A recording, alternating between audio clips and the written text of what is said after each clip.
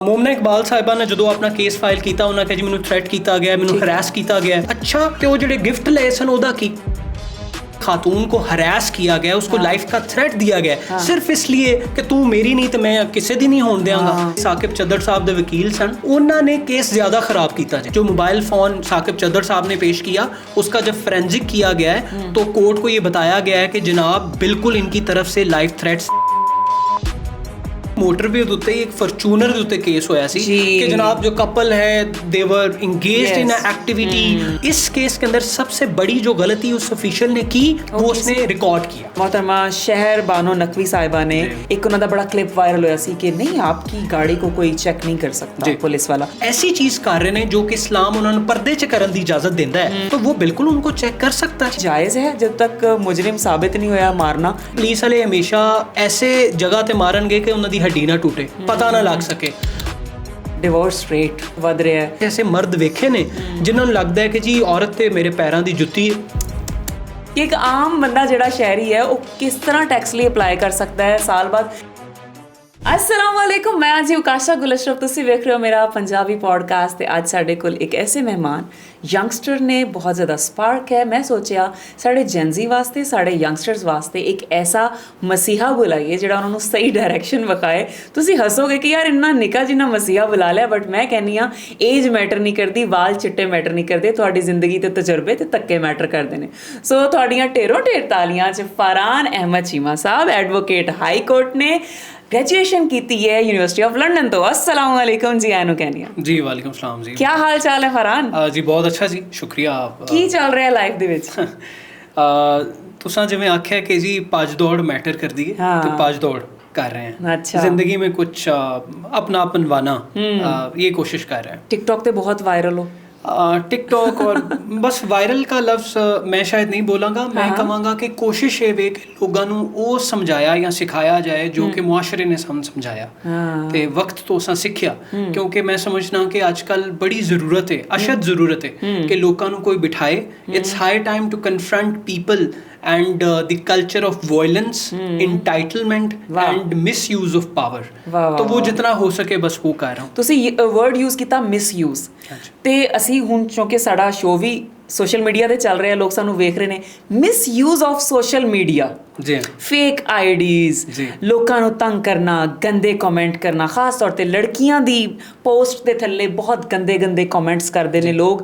ਮਾਸ਼ਾਅੱਲਾ ਜੀ ਉਹਨਾਂ ਦੇ ਕਦੇ ਪ੍ਰੋਫਾਈਲ ਦੇ ਵਿੱਚ ਜਾਇਓ ਤੇ ਐਸੀ ਮਜ਼ਹਬੀ ਚੀਜ਼ਾਂ ਲਗਾਈਆਂ ਹੁੰਦੀਆਂ ਉਹਨਾਂ ਨੇ ਤੇ ਉਹਨਾਂ ਤੋਂ ਵੱਡਾ ਕੋਈ ਨੇਕ ਨਹੀਂ ਹੁੰਦਾ ਤੇ ਸ਼ਾਇਦ ਉਹ ਹੋਣ ਵੀ। ਲੇਕਿਨ ਕਿਆ ਤੁਸੀਂ ਜੇ ਨੇਕ ਹੋ ਤੁਹਾਨੂੰ ਇੰਨਾ ਹੱਕ ਹੈ ਕਿ ਤੁਸੀਂ ਕਿਸੇ ਨੂੰ ਗੰਦੀਆਂ ਗਾਲਾਂ ਕੱਢੋ, ਕਿਸੇ ਨੂੰ ਸੋਸ਼ਲ ਮੀਡੀਆ ਤੇ ਆ ਕੇ ਨੰਗਾ ਕਰੋ? ਜੀ पहली बात यह है कि जी अगर तुसा बड़े खूबसूरती दे नाल कह देता है कि शायद तुसी कहने लगे तुसा बड़ा खूबसूरत हो। मैं क्या गल किधर ਨੂੰ ਚੱਲ ਪਈ ਤੇ ਤੁਸਾਂ ਬੜੀ ਖੂਬਸੂਰਤੀ ਨਾਲ ਇਹ ਕਹਿ ਦਿੱਤਾ ਹੈ ਕਿ ਜੀ ਸ਼ਾਇਦ ਉਹ ਨੇਕ ਹੋਣਗੇ ਵੀ। ਹਾਂਜੀ ਬੇਸ਼ੱਕ। ਅਗਰ ਮੈਂ 5 ਵਕਤ ਦੀ ਨਮਾਜ਼ ਪੜ੍ਹਨਾ ਵਾਂ, ਮੈਨੂੰ ਇਸਲਾਮ ਮੈਂ ਜ਼ਿਆਦਾ ਕੋਸ਼ਿਸ਼ ਕਰਾਂਗਾ ਇਸਲਾਮ ਤੇ ਗੁਫ਼ਤਗੂ ਨਾ ਕਰਾਂ ਸਿਰਫ ਕਿਉਂਕਿ ਮੇਰਾ ਨੌਲੇਜ ਬੜਾ ਲਿਮਿਟਡ ਹੈ ਔਰ ਮੈਨੂੰ ਆਪਣੇ ਰੱਬ ਤੋਂ ਡਰ ਵੀ ਲੱਗਦਾ ਹੈ ਕਿਉਂਕਿ ਮੈਂ ਰੱਬ ਨੂੰ ਜਾਨ ਦੇਣੀ ਹੈ ਔਰ ਮੇਰੇ ਕੋਲੋਂ ਸਵਾਲ ਮੇਰੇ ਹੱਥ ਵਿੱਚ ਜਿਹੜਾ ਨਾਮਾ ਅਮਾਲ ਦਿੱਤਾ ਜਾਣਾ ਉਹ ਮੇਰਾ ਹੋਣਾ ਹੈ। ਉਹਦੇ 'ਚ ਇਹ ਨਹੀਂ ਪੁੱਛਿਆ ਜਾਣਾ ਕਿ ਜੀ ਫਲਾਨ ਲੜਕੀ ਨੇ ਪੋਸਟ ਦੇ ਥੱਲੇ ਫਲਾਨ ਵੀਡੀਓ ਲਾਈ ਸੀ ਤੇ ਜਨਾਬ ਕਿਆ ਤੂੰ ਕਮੈਂਟ ਕੀਤਾ ਸੀ ਕਿ ਨਹੀਂ ਸੀ ਕੀਤਾ।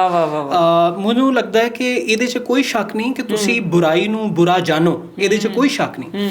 ਲੇਕਿਨ ਅਗਰ ਤੁਸੀਂ ਉਹਨੂੰ ਠੀਕ ਨਹੀਂ ਕਰ ਸਕਦੇ ਤਾਂ ਦਿਲ 'ਚ ਬੁਰਾ ਮੰਨ ਲਵੋ। ਬੇਸ਼ੱਕ। ਤੇ ਮੈਂ ਸਮਝਣਾ ਕਿ ਬਤੌਰ ਵਕੀਲ, ਮੈਂ ਜੋ ਵਕੀਲ ਵੀ ਇਸੇ ਲਈ ਬਣਿਆ ਕਿ ਅਗਰ ਮੈਂ ਕਿਤੇ ਕੋਈ ਬੁਰਾਈ ਵੇਖ ਸਕਾਂ ਤਾਂ ਉੱਥੇ ਕੀ ਲੀਗਲ ਰਾਈਟਸ ਨੇ, ਕੀ ਲੀਗਲ ਰੈਮਡੀਜ਼ ਨੇ ਜੋ ਕਿ ਇਸ ਖਾਤੂਨ ਦੀਆਂ ਇਨਫ੍ਰਿੰਜ ਹੋ ਰਹੀਆਂ ਨੇ, ਉਹਨੂੰ ਮੈਂ ਆਪਣੀ ਲੀਗਲ ਸਰਵਿਸਿਜ਼ ਦੇ ਸਕਾਂ। ਜਾਂ ਫਿਰ ਜੋ ਬੰਦਾ ਉਹਦੇ ਨਾਲ बुरा सलूक कर रहा है या उन्होंने कह लो कि हेट स्पीच, अगर हम कानून की ज़बान में देखें कि वो गंदे कमेंट करना, अगर इस पे हम बात करें ना सोशल मीडिया के ज़ुमरे दे विच रह के, तो मैं कहूँगा कि जी पाकिस्तान के अंदर एक कानून है प्रिवेंशन ऑफ इलैक्ट्रॉनिक क्राइम्स 2016। उसके मुख्तलिफ सैक्शनस हैं जिहदे विच बार बार ये कोशिश की गई है साडे इदारियां दी तरफों कि जनाब अगर कोई इंसान तुहानूं असीं समझने कि मैं अगर इत्थे किसी दूसरी खातून नूं हरैस कर रहा फिजिकली, चलो वो तो मैं जाके कंप्लेन कर सकनी हाँ, PPC दे अंदर जाके मैं पुलिस स्टेशन चली जावांगी। लेकिन अगर कोई बंदा मैनूं सोशल मीडिया दे उत्ते हरैस कर रहा है, मैं तुहानूं दसांगा कि इहदा ਸਕੋਪ ਇਤਨਾ ਵਾਈਡ ਹੈ ਕਿ ਅਗਰ ਕੋਈ ਬੰਦਾ ਤੁਹਾਨੂੰ ਮੋਨੀਟਰ ਕਰਦਾ ਹੈ, ਤੁਹਾਨੂੰ ਸਪਾਈ ਕਰਦਾ ਹੈ, ਤੁਹਾਨੂੰ ਹਰੈਸ ਕਰਦਾ ਹੈ ਜਾਂ ਫਿਰ ਬਾਰ-ਬਾਰ ਤੁਹਾਨੂੰ ਇੰਟੀਮੀਡੇਟ ਕਰਨੇ ਦੀ ਕੋਸ਼ਿਸ਼ ਕਰ ਰਿਹਾ ਹੈ, ਤੁਹਾਡਾ ਰਾਬਤਾ, ਤੁਹਾਨੂੰ ਕਹਿੰਦੇ ਨੇ ਫਰੈਂਡ ਰਿਕੁਐਸਟ ਇੱਕ ਦੌਰ ਸੀ ਬੜਾ ਕਿ ਜੀ ਫਰੈਂਡ ਰਿਕੁਐਸਟ ਭੇਜਦਾ ਹੈ ਔਰ ਤੁਸੀਂ ਇਹਨੂੰ ਰਿਜੈਕਟ ਕਰਦੇ ਹੋ, ਲੇਕਿਨ ਉਹ ਬੰਦਾ ਬਾਜ਼ ਨਹੀਂ ਆਉਂਦਾ, ਉਹ ਕਹਿੰਦਾ ਜੀ ਤੂੰ ਮੇਰੇ ਨਾਲ ਗੱਲ ਕਰ, ਤੇ ਇਹਦੇ खिलाफ भी कानून मौजूद है। अच्छा। कानून ये क्या है, इसको कहते हैं साइबर स्टॉकिंग।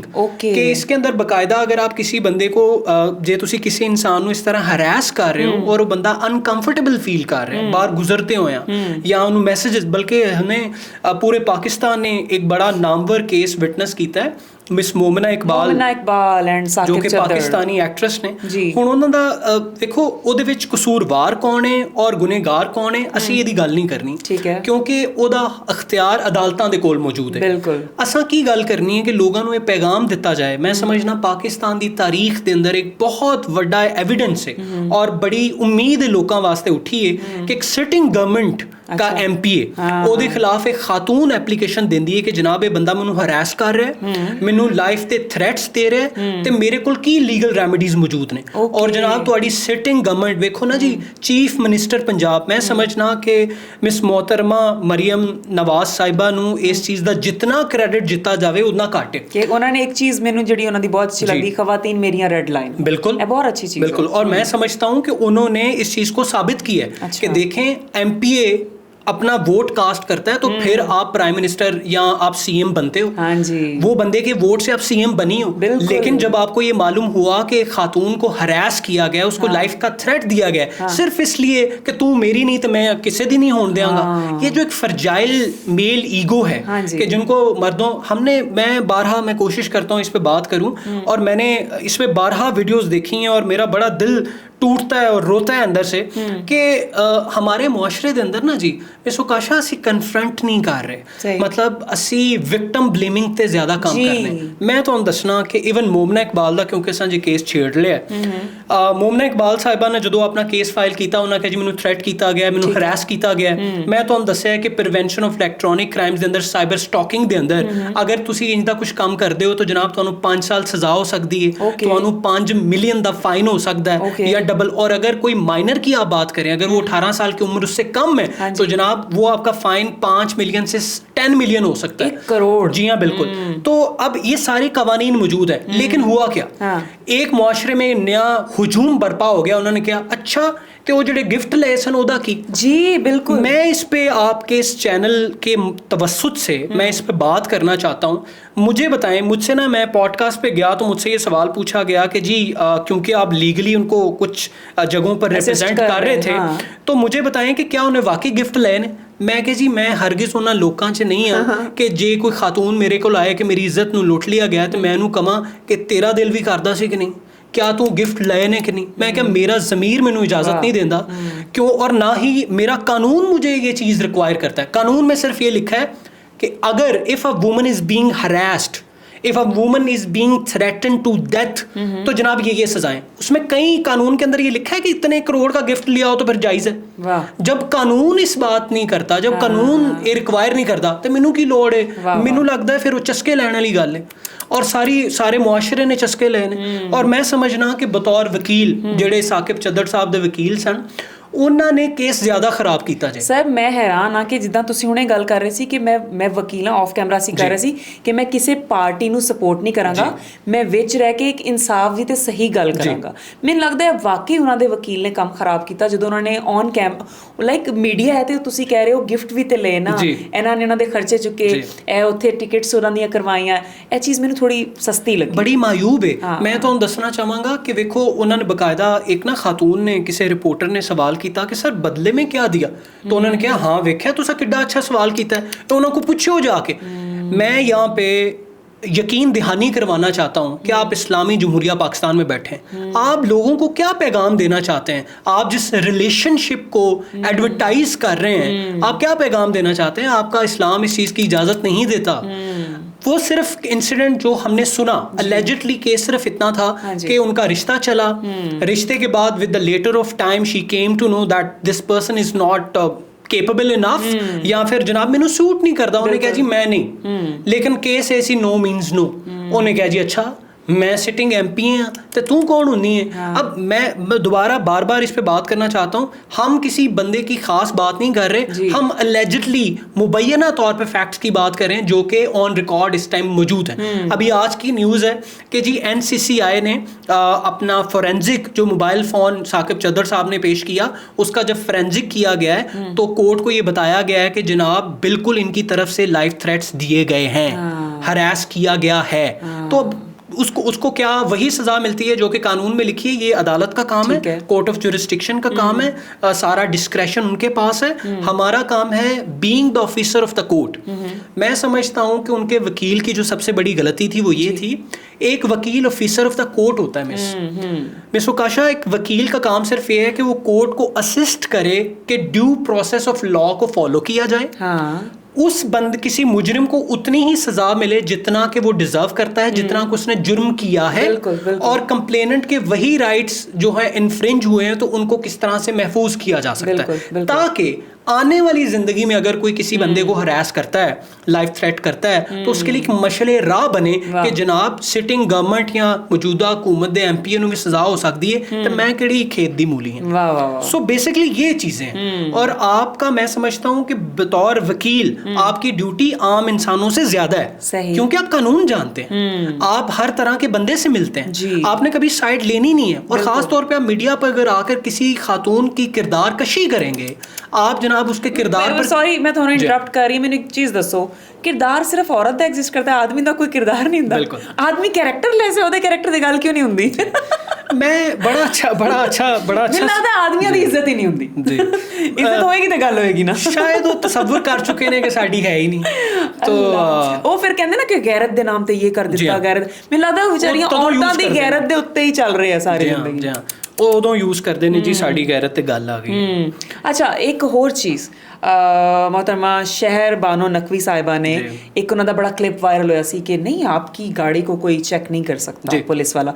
उस तो बाद फिर बहुत सारे लोग आसान हो गए कि बई असी गड्डी च बैठ के जो मर्जी कर सकते हैं, लेकिन हजे तक चीज़ां क्लियर नहीं हो सकियां कि क्या गड्डी दी चैकिंग किस कंडीशन दे विच जायज़ है, हो सकती है, नहीं हो सकती। कोई कपल बैठा है, कोई गैर इखलाकी हरकत हो रही है, किस सिचुएशन दे विच एक थोड़ा डिपार्टमेंट गड्डी दी चैकिंग कर सकता है, रोक सकता है या की कर सकता है, वीडियो शूट कर सकता है। बल्कि एक वाकया मैं नाल कनैक्ट करांगी, मोटरवे ते वाकया है पिछले दिनों दे विच, वो प्रॉपर वीडियो भी शूट होया, बंदा खड़ा है तो उन्होंने कहा बड़ी अजीबो गरीब लगदा। ਇੱਥੇ ਥੋੜੀ ਰੋਸ਼ਨੀ ਪਾਓ ਪਲੀਜ਼। ਪਹਿਲੀ ਗੱਲ ਇਹ ਵੇ ਕਿ ਇਹਦੇ 'ਚ ਕੋਈ ਸ਼ੱਕ ਨਹੀਂ ਕਿ ਤੁਹਾਡੀ ਜਿਹੜੀ ਗੱਡੀ ਹੈ ਉਹ ਤੁਹਾਡੀ ਪ੍ਰਾਈਵੇਟ ਸਪੇਸ ਹੈ, ਠੀਕ ਹੈ, ਉਹ ਪ੍ਰਾਈਵੇਟ ਕੈਪੈਸਿਟੀ ਹੈ ਤੁਹਾਡੀ।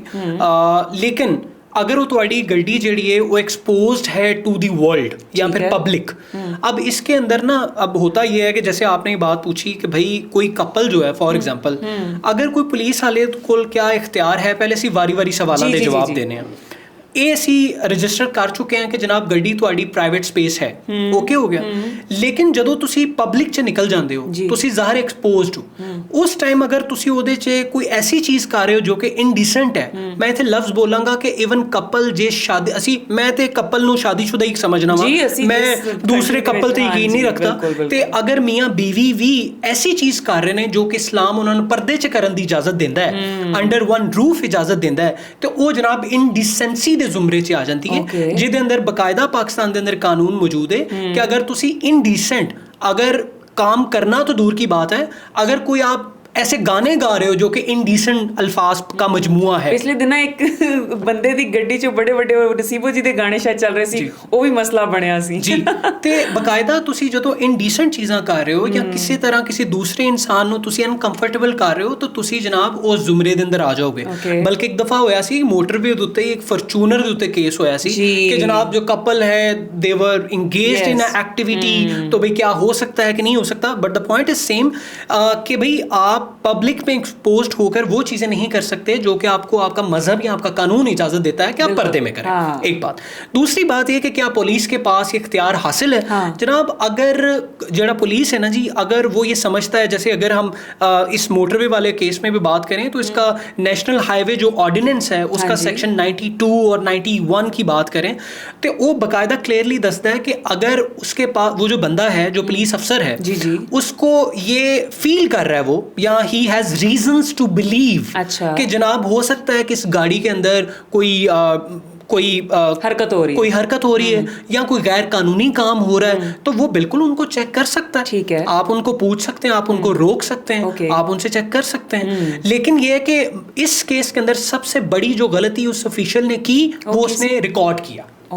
किसी बंदे को, चाहे वो कोई भी गुनाह कर रहा है, कोई जुर्म भी क्यों नहीं कर रहा, आप उसको रिकॉर्ड करके सोशल मीडिया पर अपलोड कर रहे हो, तो ये उसकी प्राइवेसी का ब्रीच। आप उसको वही सजा दो जो उसने कानून तोड़ा है। आप उसको वो सजा क्यों दे रहे हो कि जो उसने तोड़ा। अब एक और मैं सबसे बड़ा मसला क्या है वीडियोस बनाकर अपलोड करने का। आई बिलीव कि मैं I had the opportunity to assist the honourable Lahore High Court in the before honourable Justice Ali Zia Bajwa sahab. उनकी एक जजमेंट है कि जी कोई भी बंदा कैमरा लेकर, चाहे वो जर्नलिस्ट है या नहीं है, आजकल तो हर कोई दूसरा कैमरा पकड़ के फिर रहा है और वो कहता है जी खरे मेरे को लाइसेंस आ गया, मैं किसी ने भी रिकॉर्ड करके अपलोड कर सकना जी। ਉਹ ਜਜਮੈਂਟ ਇਹ ਕਹਿੰਦੀ ਹੈ ਕਿ ਜੀ ਅਗਰ ਤੁਸੀਂ ਇਸ਼ਾਰਿਆਂ ਤੇ ਖਲੋ ਕੇ ਜਾਂ ਤੁਸੀਂ ਗੌਰ ਕੀਤਾ ਹੋਣਾ ਹੈ, ਇਹ ਸਾਡੇ ਮੁਆਸ਼ਰੇ 'ਚ ਬੜਾ ਹੁੰਦਾ ਹੈ ਕਿ ਜਨਾਬ ਹਵਾਲਾਤ ਪਹੁੰਚ ਜਾਂਦੇ ਨੇ, ਜਿਹੜਾ ਵੀ ਕੋਈ ਬੰਦਾ ਹੈ ਨਾ ਜੀ, ਕੋਈ ਮੁਲਜ਼ਮ ਹੈ, ਅੱਛਾ ਇਹਦੇ 'ਚ ਸਾਨੂੰ ਬੜਾ ਇੰਪੋਰਟੈਂਟ ਹੈ। ਮੈਂ ਨਾਲ ਨਾਲ ਨਾ ਚੀਜ਼ਾਂ, ਉਹ ਇੱਕ ਚੀਜ਼ ਨੂੰ ਮੈਂ ਹੱਥ ਲਾਣਾ ਤੇ ਬਹੁਤ ਸੈਟੀਸਫਾਈਡ ਹਾਂ ਮੈਨੂੰ ਲੱਗਦਾ ਸਾਡੇ ਆਡੀਓ, ਕਿਉਂਕਿ ਮੈਂ ਸਮ ਟਾਈਮ ਅੱਛਾ ਇਹ ਤੇ ਗੱਲ ਮੈਂ ਭੁੱਲ ਗਈ ਸੀ, ਤੁਸੀਂ ਆਪ ਹੀ ਪੁਆਇੰਟ ਆਪਣਾ ਯਾਦ ਕਰ ਲੈਂਦੇ ਹੋ। Very great. मैं कोशिश करना कि वो एक चीज में हाथ लाना, तो एक ना एक कूजा जो आगे से डिस्कशन खुल जाती है।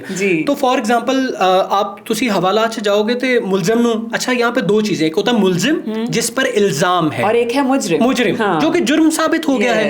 तो जब तक एक बंदे पर इल्जाम है, आप मुझे कहते हो कि फरहान तुम पर इल्जाम है कि जी तुम लेट आए हो, ठीक है, फॉर एग्जांपल अब ये मेरा मैं इस पर इल्जाम लगाया, मैं जब तक वो साबित नहीं हो सकता मैं मुजरिम नहीं हूँ। जब तक मुजरिम नहीं हूँ मुझे सजा भी नहीं मिलनी चाहिए। तो आपने, अगर वो बंदा इंडीसेंट एक्टिविटी कर रहा था, आपका काम था कि उसको पकड़े, उसको हवालात में लेकर जाए, जो रेलेवेंट पुलिस, क्योंकि इसमें पीपीसी के अंदर सेक्शंस आते हैं इंडिसेंसी के, आपका काम था कि उस मुतलका थाने में, पुलिस स्टेशन में उसको लेके जाता, पुलिस स्टेशन उस पर इन्वेस्टिगेशन पूरी कर लेती, आपने उस पर वीडियो बनाना शुरू कर दी। अब यहाँ पर एक इंपॉर्टेंट पहलू बड़ा है कि जनाब कोई भी सरकारी मुलाजिम, जैसे हम एआई आजकल बड़ा आर्टिफिशियल इंटेलिजेंस का दौर है, हम उसको प्रॉम्प्ट देते हैं कि तुम ये हो, ये तुम्हारा काम है, ये मैं ऑब्जेक्टिव अचीव करना चाहता हूँ, आप सारी चीजें उसको कूजे में बांध करके देते हो। बिल्कुल उसी तरह से मैं कहूँगा कोई भी गवर्नमेंट का ऑफिशियल, फिर वो चाहे प्राइम मिनिस्टर है, वो सीएम है, वो एसएचओ है, यू नेम इट, वो बंदा कुछ भी नहीं कर सकता सिवाय उसके कि जो कानून उसको इजाजत देता है। उसकी ना हर चीज लिखी गई है कि तुम ये कर सकते हो, ये कर सकते हो, ये कर सकते हो, ये कर सकते हो। उसमें ये नहीं लिखा हुआ कि जनाब ये तुम्हें करने से रोका गया है। अगर कोई चीज लिखी गई है कि ये तुम कर सकते हो, तो जाहिर बात है कि बाकी सारी चीजें इज्तनाब है। यस, यानी कि अगर ये कहा जाए कि मेरे और आपके पास राइट टू लिव है, हमारे पास जिंदगी का इख्तियार है, तो इसका ये भी मतलब है कि किसी को ये हक हासिल नहीं है कि आप किसी की जान उससे छीने। ये लिखा नहीं है, लेकिन जाहिर है वो पीपीसी के अंदर फिर आएगा कि अगर आप किसी को अनलॉफुली मारते हो तो वो सारी चीजें, लेकिन ये राइट टू लिव। लेकिन when it comes to citizens, वो सब कुछ कर सकते हैं सिवाय इसके कि जिससे उसे रोका जाए। आपने अक्सर ये देखा होगा कि कहीं लिखा होता है कि इस बाग में जाना मना है, ये नहीं लिखा होता खेलने जायज है, बैठ सकते हैं, जूस पी सकते हैं, ये नहीं लिखा होता। ये लिखा होता है कि ये इख्तिलाफ है। तो वो है जनरल पब्लिक का मैसेज। जब भी कोई बात जहां से मना किया जाए वो है फॉर द पब्लिक।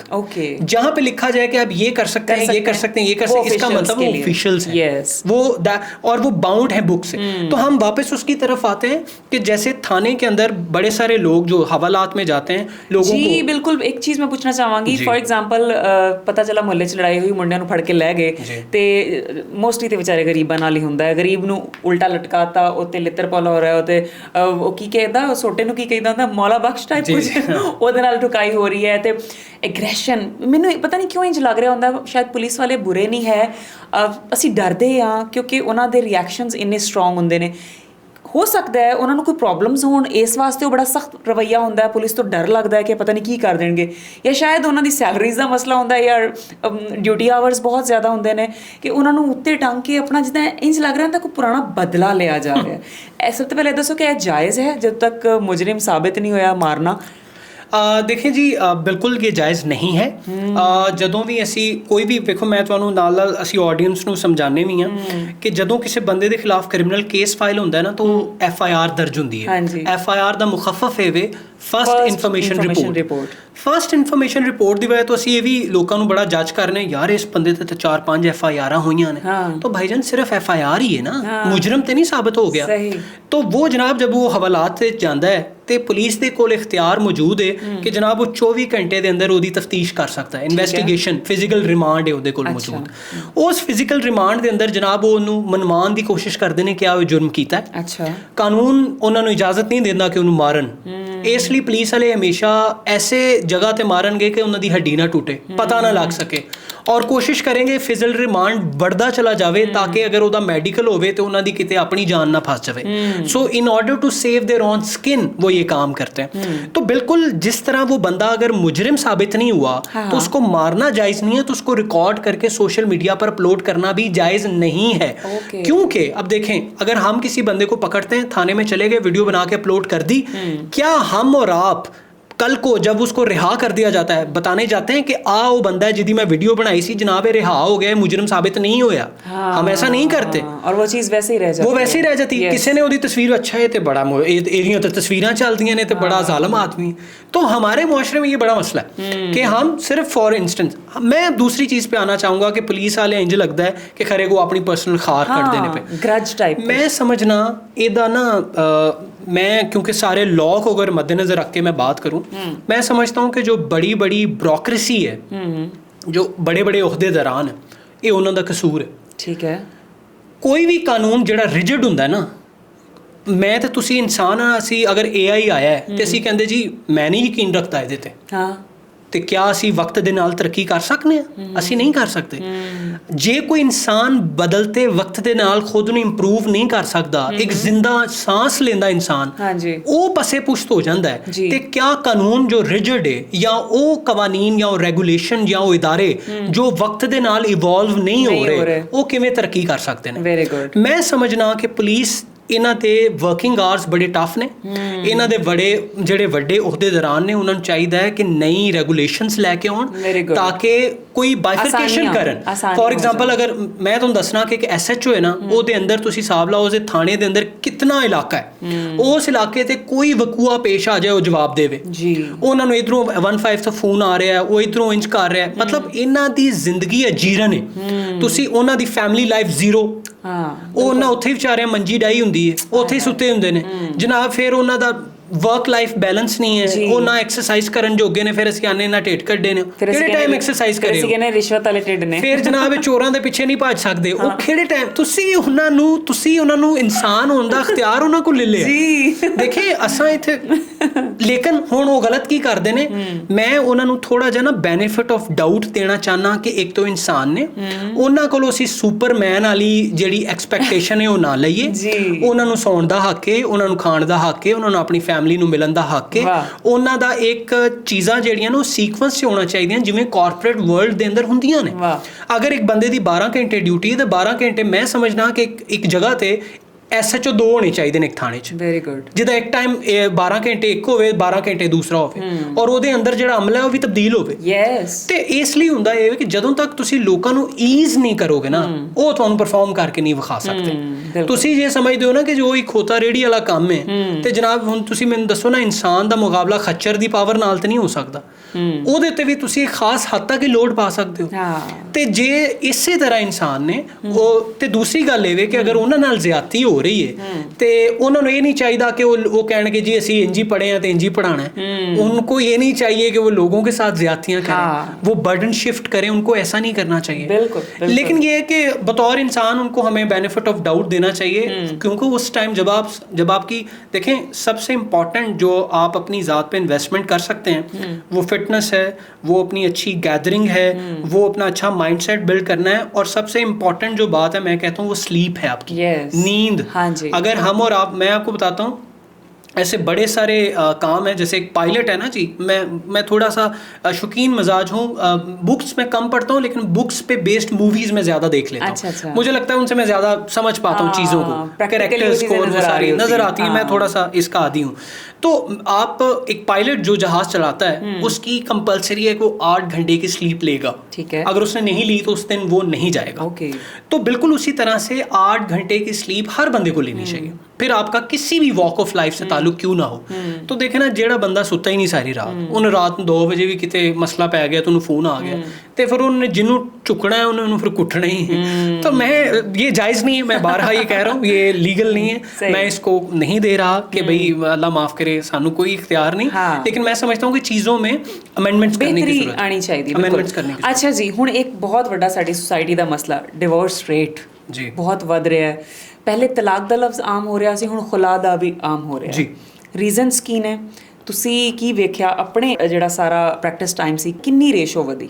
एग्जैक्ट अगर परसेंटेज की गल करें तो मैं ना गूगल कर लांगे, लेकिन फैक्ट्स एंड फिगर से हल कर जो मैंने महसूस किया है, एक ना साढ़े मुआशरे के अंदर लोगों को गल बुरी लगती है, लेकिन मैं समझना खवातीन नूं शऊर भी आया जे। देखो ना, मैं असी दूआ पहलुआं की गल करांगे। पहले ये गल करने फॉर एग्जाम्पल पुराने दौर च जदों ਧੀਆਂ ਨੂੰ ਵਿਆਹਿਆ ਜਾਂਦਾ ਸੀ ਤਾਂ ਉਹਨਾਂ ਨੂੰ ਕਿਹਾ ਜਾਂਦਾ ਸੀ ਧੀਏ ਹੁਣ ਤੇਰਾ ਇੱਥੋਂ ਜਨਾਜ਼ਾ ਹੀ ਆਏ। ਬਿਲਕੁਲ। ਜਨਾਜ਼ੇ ਤੋਂ ਇਲਾਵਾ ਤੈਨੂੰ ਇਸ ਘਰ 'ਚ ਉਂਝ ਨਹੀਂ, ਮਤਲਬ ਰਿਸ਼ਤਾ ਤੋੜ ਕੇ ਆਉਣ ਦੀ ਇਜਾਜ਼ਤ ਤੇਰੇ ਲਈ ਦਰਵਾਜ਼ੇ ਇਸ ਘਰ ਦੇ ਬੰਦ ਨੇ। ਤੁਹਾਡੀ ਲੜਾਈ ਹੈ ਕੁਝ ਵੀ, ਉਹ ਉੱਥੇ ਹੀ ਖਤਮ ਕਰੋ। ਮੈਂ ਸਮਝਣਾ ਕਿ ਜਨਾਬ ਅੱਛਾ ਇਹਦੇ 'ਚ ਕੋਈ ਹਰਜ ਨਹੀਂ, ਆ ਜਿਹੜੀ ਗੱਲ ਹੈ ਕਿ ਆਪਣੇ ਮਾਮਲਾ ਨੂੰ ਖੁਦ ਕੈਟਰ ਕਰੋ। ਮੈਂ ਤੁਹਾਨੂੰ ਦੱਸਾਂ, ਸਾਡੇ ਨਾ ਮੁਆਸ਼ਰੇ 'ਚ ਇੱਕ ਮਸਲਾ ਬਣ ਗਿਆ, ਅਸੀਂ ਲੋਕ ਬੜੇ ਰਿਜਿਡ ਔਰ ਐਕਸਟ੍ਰੀਮਿਸਟ ਹੋ ਗਏ। ਅਸੀਂ ਇਹਨੇ ਜਾਂ ਇੱਕ ਸ਼ੈ ਹੁੰਦੀ ਹੈ ਜਾਂ ਨਹੀਂ ਹੁੰਦੀ। मैं समझना कि सानू फ्लैक्सीबल होना चाहिए। मैं पहला सी डिफाइन करने शादी है की। हाँ जी। शादी एक लीगल एग्रीमेंट है। हाँ जी। दो लोग फैसला करते हैं कि जनाब मैं तेनों ऑफर कर रहा कि जनाब तू मेरे नाल जिंदगी गुजार, मैं तेरा शौहर बनांगा, तेन मैं फाइनैंशियली अवेलेबल रहांगा, फिजिकली अवेलेबल रहांगा, emotionally available रहांगा।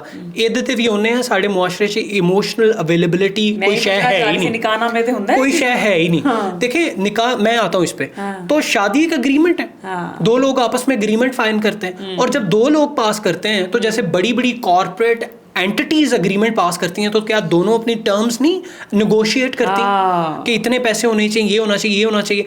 But when it comes to शादी ते लोगों को कहते हैं जी बस जी कुड़ी को गल ना करे। निकाह नामे के अंदर बकायदा खानदानी कुड़ियां बोलदियां नहीं, गलत गल है, गलत गल है। कानून दे अंदर दोनों जो इस्लाम भी इस बात की इजाजत देता है कि दोनों parties have same capacity and same power and same, आप कह लें कि उनका स्टेटस सेम है, वो इक्वल है। तो इसलिए अगर बकायदा साडा जिहड़ा निकाह है ना, तुसी कदी पढ़ के वेखो, ओदे अंदर एक जगह ते जाके एक पोर्शन पार्ट है, ओदे चों आंदे ने अगर कोई और शराइत हैं दुल्हा या दुल्हन की तरफ से तो लिखी जाए। अच्छा। इसके अंदर बकायदा आपको कानून, आपका इस्लाम इजाजत देता है, आप उसमें इनकॉर्पोरेट करें, आप उसमें लिखें कि जी मैं चाहती हूँ मुझे ये मिले, मुझे ये मिले, मुझे ये मिले, या ये मेरे हकूक हैं, आप वहाँ पे लिख सकते हैं। अच्छा। ये सारी चीजें आपको कानून इजाजत देता है। तो यहाँ पर पहली बात हमने जो हमने रजिस्टर कर ली, अपनी ऑडियंस को बता दी कि शादी एक एग्रीमेंट है, जस्ट लाइक अनदर एग्रीमेंट। मैं तो गड्डी बेचनी हूँ, कहना जी मैं लैनी है, इतने पैसे तय पा गए, चले ठीक हो गया, फाइन। अच्छा, फिर अगली बात ये होगी कि अगर with the passage of time दोनों में से किसी को लगता है कि हम एक दूसरे के साथ अब नहीं रह सकते, हाँ जी।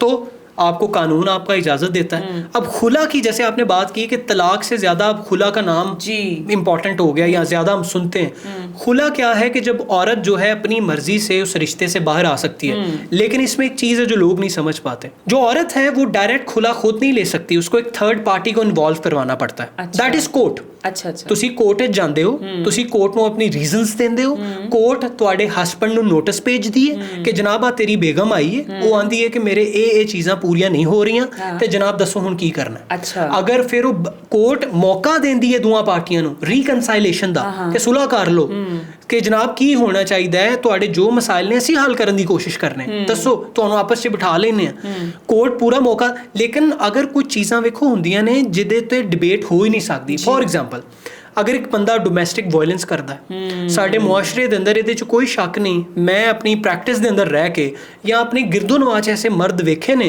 जिन्हां नूं लगदा है कि जी औरत ते मेरे पैरां दी जुत्ती है। अगर कोई बंदा ये समझदा है तो क्या उहदे नाल जिंदगी मैं ते तुसीं गुजार सकदे हो? No sir. मैं तुहानूं दोस्त भी नहीं बना सकदा। ਜੋ ਇਨਸਾਨ ਕਿਸੇ ਦੂਸਰੇ ਸਿਰਫ ਉਹਦਾ ਜੈਂਡਰ ਫਰਕ ਹੈ ਉਹਨੂੰ ਇਨਸਾਨ ਨਹੀਂ ਸਮਝਦਾ, ਉਹ ਅੱਛਾ ਦੋਸਤ ਕਿਵੇਂ ਹੋ ਸਕਦਾ? ਬਿਲਕੁਲ ਉਹ ਕੋਈ ਵੀ ਰਿਸ਼ਤਾ ਕਿਵੇਂ अच्छा निभा सकता है? मैं समझना नहीं। जो इंसान जो किसी भी बंदे को इंसान होने का हक नहीं दे सकता वो एक अच्छा इंसान कैसे हो सकता है? मैं यहाँ पर एक और बात करना चाहता हूँ।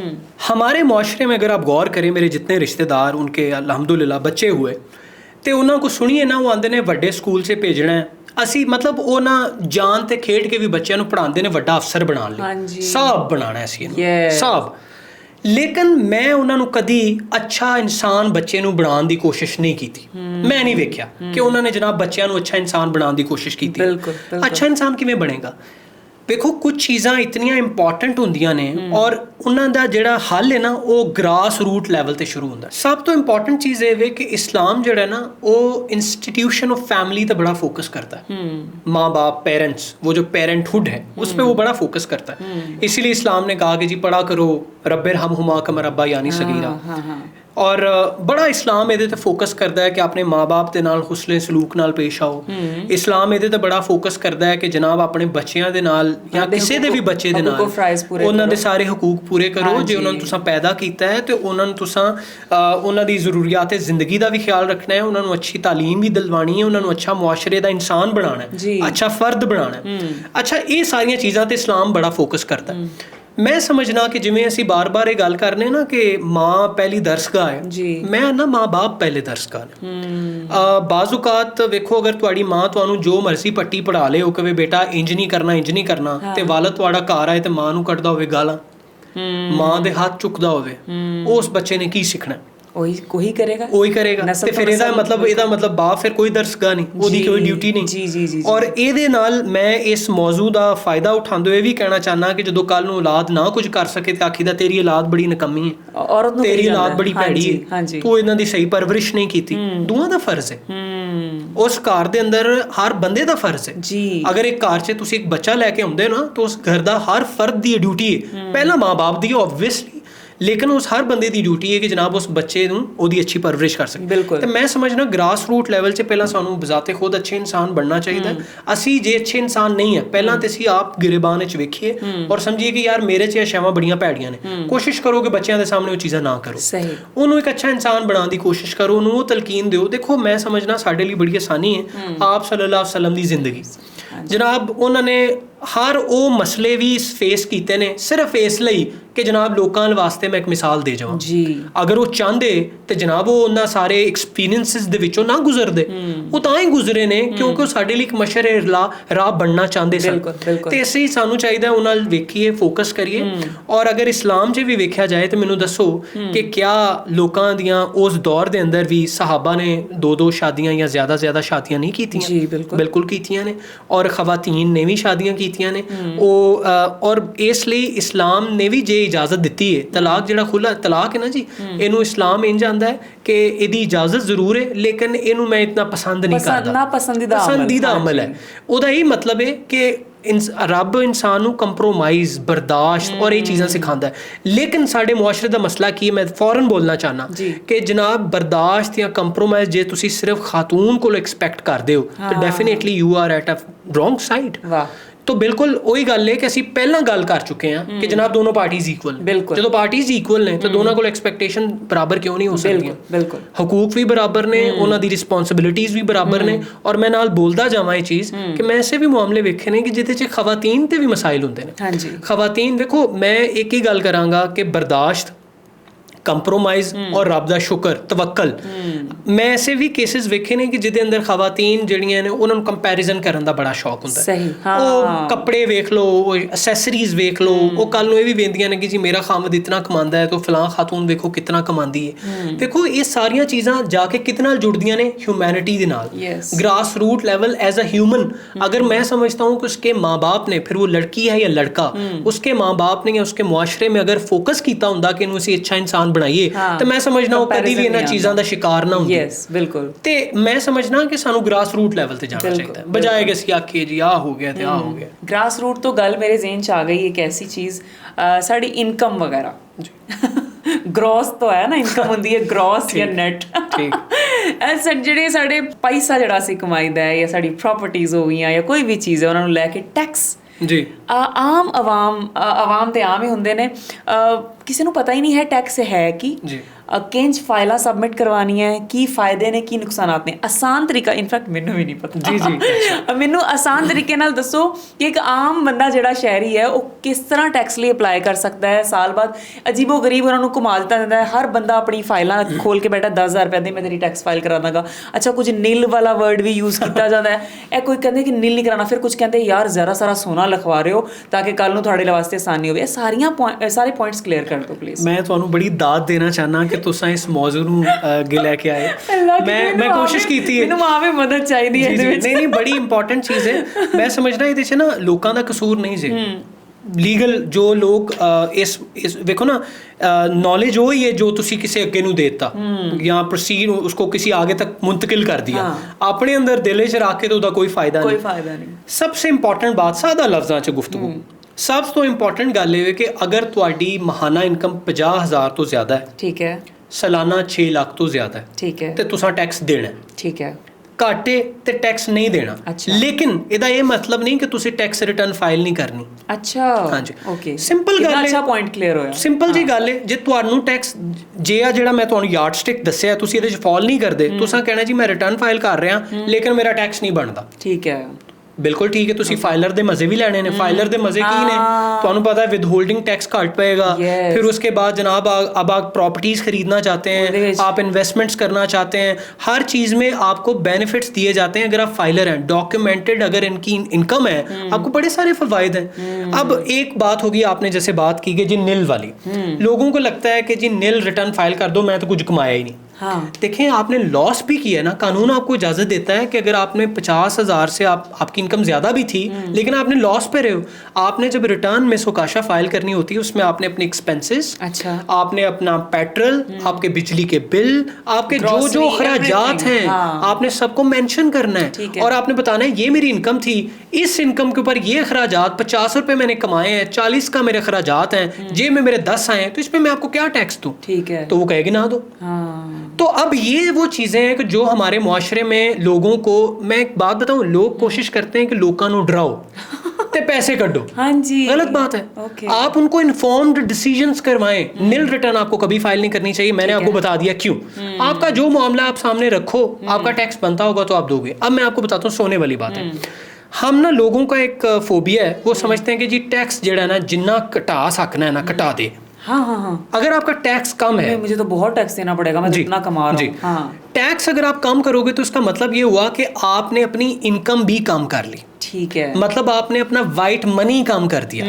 अब देखें, अगर मैं फॉर एग्जांपल मैं अपनी टैक्स रिटर्न में शो करता हूँ कि मैं 100 रुपया कमाता हूँ, ठीक है, कल को मैं गाड़ी लूँ जो कि 200 रुपए की है, हाँ, तो मुझे बताएं कि मुझसे FPR नहीं पूछेगा कि कमाते 100 हो तो 200 की गाड़ी कैसे ले ली तुमने। तो अगर किसी के पास जवाब हुआ ये मुझे गिफ्ट मिली थी तो ठीक है, बिल्कुल ठीक है। अच्छा। जिस बंदे ने आपको गिफ्ट दिया है वो इतने जोगा होना चाहिए कि वो आपको गिफ्ट दे सके। वो अपनी टैक्स रिटर्न में डिस्क्लोज करेगा कि ये मेरी आमदन है, 200 रुपया मैं कमाता हूँ, वो 200 मैंने फला बंदे को गिफ्ट कर दिया। वो अपनी टैक्स रिटर्न में शो करे, आप अपनी टैक्स रिटर्न में शो करेंगे कि मुझे फला बंदे से गिफ्ट मिल गया। सही।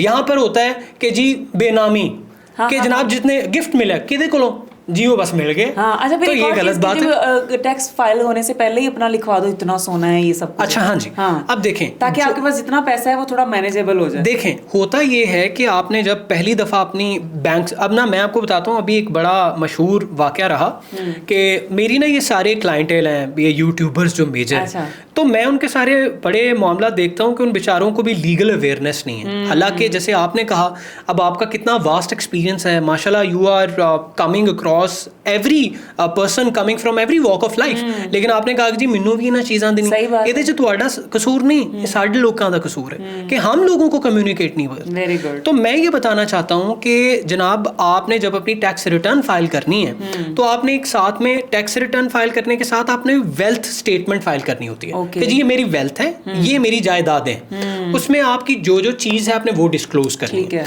फॉर एग्जाम्पल अगर आप सोना लिख रहे हैं तो आपके पास वो होना चाहिए। फिर वो फॉर एग्जांपल अगर आप कहते हैं कि जी ये मुझे मेरे माँ बाप की तरफ से ये गिफ्ट आया था, तो जो अगर आप कोई भी टैक्स रिटर्न फाइल करते हैं ना, हम तो हमारे मुआशरे में मसला ये कि हम कहते हैं ड्यू डेट आ गई है, बस किसी तरह जान इन्होंने फाइल करो, इन्हों किसी तरह 10,000 रुपया लेना है, 5,000, यहाँ पे मैं कहना चाहूँगा, वो कहते हैं ना कि सस्ता रोए बार बार और महंगा रोए एक बार, तो ये वो वाला मामला है। अच्छा। वो आप अनप्रोफेशनल बंदा पकड़ लेते हैं जो कि थोड़े से पैसों में आपकी टैक्स रिटर्न सिर्फ फाइल करता है। अच्छा। ये याद रखें कि FBR के पास अख्तियार मौजूद है कि किसी टैक्स रिटर्न के आइंदा 6 सालों तक वो आपसे आपका रिकॉर्ड मंगवा सकता है। अच्छा। अगर हम आज 2026 में टैक्स रिटर्न फाइल करते हैं तो 2032 तक जो FBR है वो आपसे कह सकता है कि जनाब आपने फलां चीज डिक्लेयर की थी, मेरे पास ये चीज है। उसके पास आपके डॉक्यूमेंट्स हैं, उसके पास आपके पास हैं तो लेकर आए। अच्छा। जब आप नहीं लेकर आएंगे तो होगा क्या, उसको कहा जाएगा कि जनाब ये अनडिस्क्लोज्ड एसेट है आपका या अनएक्सप्लेन्ड इनकम है आपकी। वो इनकम जो आपकी एक्सप्लेन नहीं कर सके आप।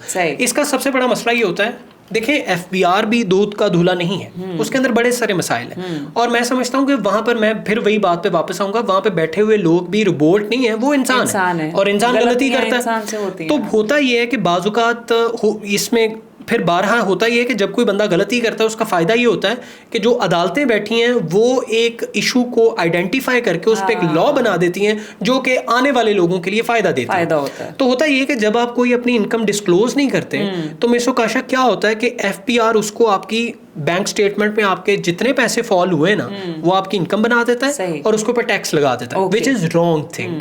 कानून अदालतें कहती हैं कि ये अनलॉफुल है। क्योंकि जब आपकी इनकम, मेरी अगर जेब में 100 रुपया लैंड हुआ है तो जाहिर है उसमें मैंने किसी का कमीशन भी देना होगा, मैंने बिजली का बिल भी देना होगा, मैंने इंटरनेट का बिल भी देना होगा, मैंने पेट्रोल दे के कहीं पहुंचना भी होगा। तो ये मेरे एक्सपेंसेस हैं, आप वो एक्सपेंसेस माइनस किए बगैर आप मेरी इनकम कैसे बना सकते हैं? सैलरी टैक्स पहले लग जाता है। बिल्कुल बिल्कुल बिल्कुल। तो इसलिए फिर होगा ये कि वहां पर अगर ये उस वक्त आपको हुआ क्योंकि आपने चीजें डिस्क्लोज ही नहीं की थी, इसलिए चीजों को डिस्क्लोज करना चाहिए। और जैसे कहते हैं ना, तबीब के पास जाओ तो अपनी हर चीज उसके साथ बयान करो, इसी तरह आप किसी लॉयर या कंसल्टेंट के पास भी जा रहे हैं, अपना सारा पैसा दसो उसके पास आप उसके साथ आप अपनी हर चीज शेयर करें ताकि वो आपको एक अच्छा डिसीजन दे। देखें, आपको बताऊं, टैक्स बचाने के कानूनी तरीके भी हैं। बिल्कुल है। I'll call you. वो कानूनी तरीके भी हैं। अगर आप सैलरीड पर्सन हैं तो आपको पता है आपका टैक्स आपकी बैंक अकाउंट में फाइल होने से पहले, पैसा फॉल करने से पहले जो आपका टैक्स कट जाता है। मैं आपको तरीका बताता हूँ कि जिससे आपको अपना टैक्स कम कर सकता है। आपको टैक्स रिबेट मिल सकता है और बाकायदा आप सरकारी मुलाजिम हैं या नहीं हैं, आप अपना वॉलंटरी पेंशन स्कीम बना सकते हैं। अच्छा। वो जिमें सरकारी नौकरी साढ़े लिए बहुत बड़ी मनी, वो क्या है हनी हम ट्रैप जो है वो यही है ना जी कि जनाब बूढ़े होके भी पैसे लब देना। तो पेंशन, अगर आप खुद अपनी पेंशन क्यों नहीं बिल्ड करते? कानून आपको इजाजत देता है। VPS वॉलंटरी पेंशन स्कीम के तहत आप अपना पेंशन फंड खुद बना सकते हैं। आप आज से खुद डिसाइड करें कितने पैसे मैं फलां अकाउंट में डालूंगा, उसके ऊपर आपके जो आपकी टैक्स लायबिलिटी है, फॉर एग्जांपल अगर आपका 100 रुपया टैक्स कटता है तो आपको उसके ऊपर 20% का रिबेट मिलेगा। अच्छा। आपका वो टैक्स कम हो सकता है। तो लीगल तरीके मौजूद है। सही। तो लुकांदी की लोड़ है। मसला सिर्फ ये है कि साड़ी मुआशरे च ना असी सस्ते लोग चाहने हैं, असी आने डॉक्टर को जाना है तो महंगा होना चाहिए, वकील ने गल्लां ही करनियां ने तो वकील सस्ता हो जाए तो खैर है। मैं आपको बताऊं, मैं बड़ा इतना चूजी हूँ अपनी क्लाइंटेल को लेके। मैं अक्सर लोग होते हैं वो मुझे ना, एक दफ़ा मैं किसी पॉडकास्ट पे गया तो मुझे किसी ऑडियंस में से सवाल पूछा, हमने पहला लॉयर देखा है जो किसी इंटरव्यू में जाने लगा उसने यूनिफॉर्म नहीं पहना हुआ। मैं समझता हूँ कि यूनिफॉर्म मेरा है अदालत के सामने पेश होने के लिए। मैं यूनिफॉर्म पा के था जावा, मैं समझता हूँ वो मेरे यूनिफॉर्म की इज्जत मजरू होगी। और फॉर एग्जांपल मुझे लोगों को इश्तिहार लगाने की जरूरत नहीं है। जो लोग मेरे साथ काम करते हैं, जो मुझसे करवाते हैं, उनको पता है कि मैं क्वालिटी का काम करता हूँ। और मैं समझता हूँ किसी को अट्रैक्ट कर लेना इंपॉर्टेंट नहीं है, रिटेन करना इंपॉर्टेंट है। रिटेन आप तब करते हैं जब आपके अंदर कुछ हो, और ये हर चीज पे फॉलो करती है। आप रिश्तों को ले लें, आप सर्विसेज को ले लें, एवरीथिंग रिटेन करना इंपॉर्टेंट है। और वो आप तब करते हैं जब आपको पता है कि मैं कुछ बेच सकता हूँ। अभी जैसे जिदा हुणे तुसी क्या कि अट्रैक्ट करना इंपॉर्टेंट नहीं है, रिटेन करना। ऑनलाइन शॉपिंग करते अट्रैक्ट होके, बट उस तो बाद ਅਸੀਂ ਰਿਟੇਨ ਨਹੀਂ ਕਰ ਪਾਉਂਦੇ ਕਿਉਂਕਿ ਤਸਵੀਰ 'ਚ ਕੁਝ ਹੋਰ ਹੁੰਦਾ ਹੈ ਤੇ ਰਿਐਲਿਟੀ 'ਚ ਕੁਝ ਹੋਰ ਹੁੰਦਾ ਹੈ। ਇਹਦੇ ਉੱਤੇ ਵੀ ਕੋਈ ਹੈ, ਅਸੀਂ ਕੋਈ शिकायत कर सकते हैं? बिल्कुल है जी, बिल्कुल है। आप कंज्यूमर प्रोटेक्शन बेसिकली आप उसके अंदर जाकर बाकायदा ट्रिब्यूनल बनाया गया। अच्छा। और अगर आप कोई भी चीज़ तुसी ऑनलाइन वेंदे हो तो जो कहते नहीं कि भाई मंगवाया शाहरुख खान सी ते आ कोई दूसरा बंदा गया थानू भी पता कौन आ गया। तो द पॉइंट इज के वो तब होता है, अब ये इसको कहा जाता है मेयर पाफ के बेसिकली आप मिस रिप्रेजेंटेशन करते हो। इसके ऊपर वखाई सज्जी ते मारी खब्बी ठीक है। तो बेसिकली कानून ਇਹਦੇ ਤੇ ਮੌਜੂਦ है कि अगर ਤੁਹਾਡੇ ਨਾਲ ਇੰਜ ਦਾ कोई मामला ਹੁੰਦਾ है ਤੁਸੀਂ कंज्यूमर प्रोटेक्शन लॉज के तहत आप ट्रिब्यूनल में जाते हो और वहां पर जाकर आप बताते हो कि जी ये चीज़ थी जो दिखाई गई थी, ये पैसे थे मैंने जमा करवाए थे। मैं आपको बताता हूँ कि फिर उसके बाद आपने क्या करना है, before going to the tribunal आपने कोई चीज़ मंगवाई है ऑनलाइन, आपको वैसी नहीं मिली, आप सेटिस्फाई नहीं हो, आप एक लीगल नोटिस भेजोगे उस बंदे को, उस ऑनर को, उस शॉप को कि भाई ये मेरा मसला है, ये आप मेरा हल करें। अगर आप हल नहीं करेंगे तो आपके पास 30 दिनों का वक्त है, वरना मैं ट्रिब्यूनल चला जाऊंगा। अगर आपका मामला 30 दिनों के अंदर वो पाबंद है कि वो हल करे, अगर वो नहीं करता फिर आप ट्रिब्यूनल चले जाएंगे। लेकिन अगर आप लीगल नोटिस भेजे बगैर ट्रिब्यूनल जाते हैं तो ट्रिब्यूनल कहता है कि आप ठीक रेमेडी इस्तेमाल करके नहीं आए। तो इसलिए हमेशा अगर आपकी कोई चीज़ बुरी आती है सोशल मीडिया पे ज़रूर बात करें उसके बारे में। आपका हक है, फ्रीडम ऑफ स्पीच आपका हक है। आपको कॉन्स्टिट्यूशन ऑफ पाकिस्तान का 19 आर्टिकल ये इजाज़त देता है, लेकिन उसके साथ साथ अपनी लीगल रेमेडीज़ को इस्तेमाल किया करें। लोगों का एक बड़ा मसला है, जैसे मैं क्योंकि लीगल अवेयरनेस पे वीडियोस बनाता हूँ तो बड़े सारे लोग ये कहते हैं जी हम अदालतों के धक्के खाएंगे, जनाब मैं जलील हो जाऊंगी, मैनू पैसे नहीं लभने, या अगर मेरे साथ किसी ने हरासमेंट करती है तो मैं कहाँ धक्के खाऊंगी, हम इज्जतदार लोग हैं, हमारे माँ बाप इजाज़त नहीं देते। कहती ये कोई गाल नहीं, अल्लाह मालिक आगे चलो। देखें लॉयर्स का पूरा प्रोफेशन मौजूद है, सही। उसका मकसद क्या है कि आपने पावर ऑफ अटर्नी देना है एक बंदे को कि this person would represent me in the court of law. The simple is that. एक बंदा एंगेज करें जो केपेबल है, क्रेडिबल है, उसको आप एंगेज करें, वो जाके उसका रोज का काम ही है, वो जाके आपको रिप्रेजेंट करेगा और आपके हक के लिए वो लड़ेगा। अगर वो नहीं ठीक से लड़ रहा तो जनाब एक तो उसने रब को जान तो देनी है, दूसरी बात यह है कि आप बाकायदा पंजाब बार काउंसिल है, एक वकला का एक इदारा है जो कि उनको लाइसेंसेस इशू करता है, आप वहाँ एप्लीकेशन दे सकते हैं कि ये देखें इतने मैंने इसको पैसे दिए, ये मैंने इसको काम करने को कहा और ये बंदे ने जनाब वो तरीकों पे नहीं जाता था, वगैरह वगैरह वगैरह। देखिए हर चीज मौजूद है। मैं आपको बताऊं पाकिस्तान के अंदर तो मैं ये सिर्फ कहना चाहूंगा कि हर चीज के ऊपर कानून मौजूद है। कुछ भी दुनिया में हो रहा है ना जी, उसके पीछे एक लॉ है, तो वो हो रहा है। Okay thank you so much Farhan साहब। मैं वैसे चाह रही सी कि फरहान दा इन पर्सन भी इंट्रोडक्शन हुंदा की लाइफ च कीता, मिल लगदा ओहदे वास्ते अगली सेटिंग करनी पएगी क्योंकि आज साडा कंटेंट वैसे ही बहुत ज़्यादा सी, बट दी लोड बहुत ज़्यादा सी। तो थैंक यू सो मच। अल्लाह पाक थोड़े वास्ते होर आसानियां करे, इंजी अवेयरनेस फैलांदे रहो, इंजी पॉडकास्ट दे विच जाके तालीम नूं फैलांदे रहो। खुश रहो, आबाद रहो। लो व्यूअर्स, बहुत सारे थोड़े सवालों के जवाब तुहानूं मिल गए होणगे। जे किसी नाल कोई ज्यादती हो रही है तो उस ज्यादती नूं ओवरकम कर सकदा है, लॉ मौजूद है, सब मौजूद ने, बस तुसीं हिम्मत खानी है। हिम्मत यह भी करनी है कि जे अज तक चैनल सब्सक्राइब नहीं किया सब्सक्राइब कर दो, कमेंट्स करना ना भूलना। मिलते हैं अगले पॉडकास्ट, तद तक लिए रब रखा।